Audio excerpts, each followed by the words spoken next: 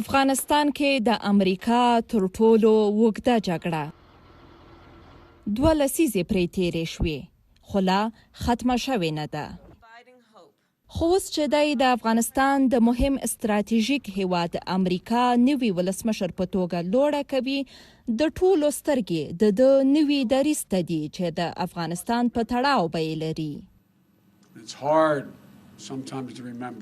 زما نوم بصیره دی، د مزار شریف اوسیدونکی یم. زه د امریکا د دغه نوي حکومت د راتګ څخه د دغه هیلهمند یم چې په افغانستان کې د دغه تغییر څخه سوله راځي. موږ دا غوښتنه لرو ټول افغانان مسلمانان چې دا افغانستان کې کوم جنگ جګړه ده دی پای ټکی کېږي او دا جګړه ختم دي شروع کړي دي ختم کړي. جو بایدن چې له افغانستانه د امریکایي سرتیرو د وتو غوښتونکی و، د ټاکنیزو کمپاینونو پر مهال یې ویل چې د افغانستان په اړه به له دقیقې محاسبې کار واخلي، خو دا څنګه هغه به راتلونکي کې واضح شي. مونږ هغه احساساتي سیاستونه چې ترامپ تعقیبول هغه نه به خلاص شو او منطقي سیاستونه سره مخامخ شو، خاصا د افغانستان په برخه کې. جو بایدن ته د امریکا د پخوانۍ ادارې ورپاتې بل نیمګړی کار همدا د امریکا او طالبانو د سولې تړون دی.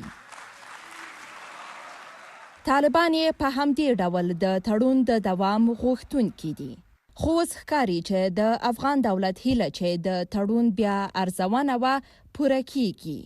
د افغان ولس تمه د امریکې د نوي ولسمشر ښاغلي جو بایدن څخه دا ده چې د امریکې او د طالبانو ترمنځ کومه معاهده چې امضا شوې په هغه کې د نړیوال بشري حقونو له موازینو سره سم یو پیاوړی او یو چټک اوربند ته جدي توجه وکړي او دې ته لومړیتوب ورکړي.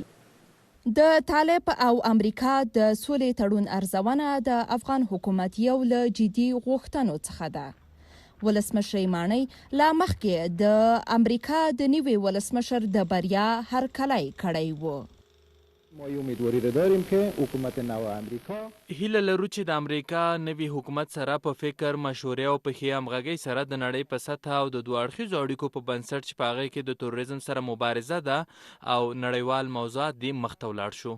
دا هیله لرو چې د امریکا نوی حکومت په دې برخه کې په یوه نړیواله او سیمه ییزه کچه په تدبیر او ستراتیژیک مختره سره لاړ شي او عمل وکړي. بل دا چې ورنه هیله کوو چې د امریکا او طالبانو ترمنځ شوی تړون وارزوي او دا کار باید وشي.